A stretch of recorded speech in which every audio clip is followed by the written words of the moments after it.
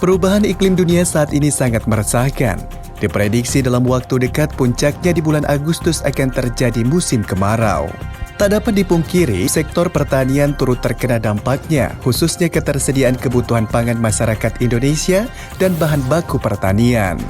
Pemerintah terus berupaya mencari solusi yang tepat guna menghadapi tantangan ini dan mengantisipasi berbagai dampak akibat perubahan iklim yang tak menentu, khususnya jelang musim kemarau.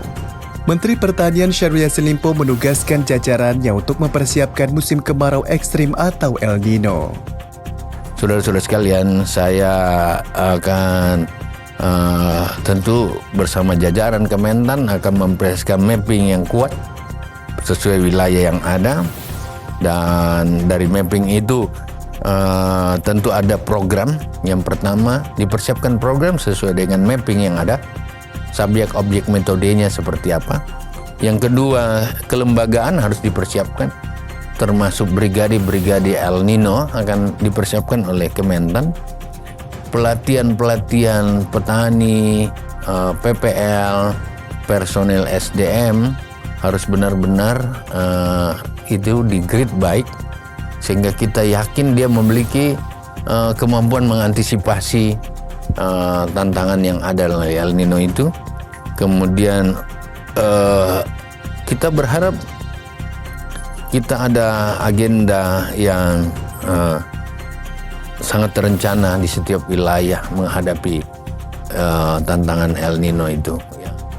Dalam penanggulangan perubahan iklim dan menghadapi El Nino tersebut, Direktorat Jenderal Prasarana dan Sarana Pertanian bersinergi dengan berbagai pihak sehingga dapat mendukung kelancaran dan keberhasilan program, serta melakukan strategi dalam penanganan kekeringan pada daerah beririgasi melalui pengawalan ketat gilir-giring irigasi dari waduk, pemanfaatan sumber-sumber air yang masih tersedia melalui pompanisasi, pemanfaatan irigasi air tanah dangkal, serta normalisasi saluran. Kedua, untuk daerah non-irigasi melalui pemanfaatan irigasi air tanah dangkal dan pompanisasi air permukaan, pemanfaatan embung dan bangunan konservasi air lainnya. Ketiga, melalui pembangunan dan rehabilitasi infrastruktur tata air, yaitu infrastruktur irigasi air tanah, infrastruktur tata air permukaan, infrastruktur embung dan bangunan konservasi air lainnya.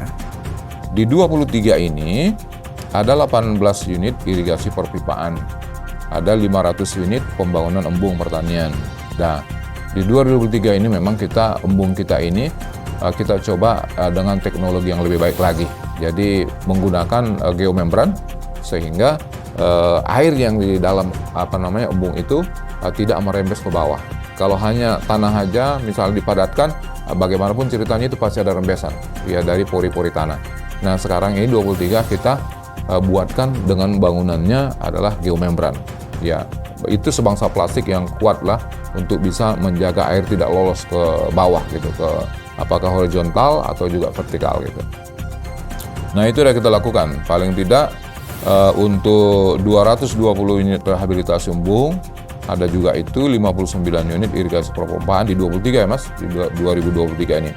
Terus ada 1.107 unit rehabilitasi jaringan irigasi tersier, RJIT.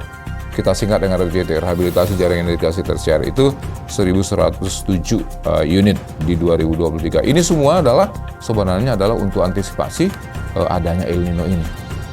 Sementara itu, Kepala Badan Penyuluhan dan Pengembangan Sumber Daya Manusia Pertanian Deddy Nur Syamsi juga memberikan saran kepada petani dalam menghadapi El Nino, yaitu dengan cara terus melakukan antisipasi, adaptasi, serta mitigasi.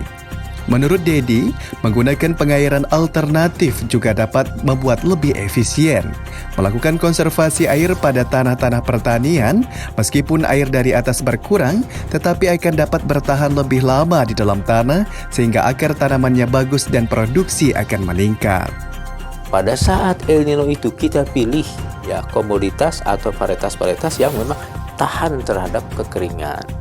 Nah, jadi itu yang dilakukan oleh Badan SDM kepada para petani dan kepada para penyuluh. Wabil khusus kepada para penyuluh, tentu kita semua berharap agar penyuluh menyampaikan pesan-pesan ini, pesan-pesan dari Kementan ini kepada para petani. dan tidak hanya menyampaikan pesan aja, tetapi juga pastikan ya bahwa teknik-teknik konservasi air, teknik distribusi air, teknik irigasi air yang betul-betul efisien, ya, dia bisa diimplementasikan oleh petani di lapangan. Makanya penyuluh juga bantu dong pendampingannya. Pastikan bahwa petani bisa mengimplementasikan teknologi untuk efisiensi air, untuk konservasi air di lapangan sehingga produktivitas pertanian tetap meningkat. Dari Jakarta, Adi Wiranata, Sendites Anwar Windu Wicaksono, Tim TV Tani mengabarkan.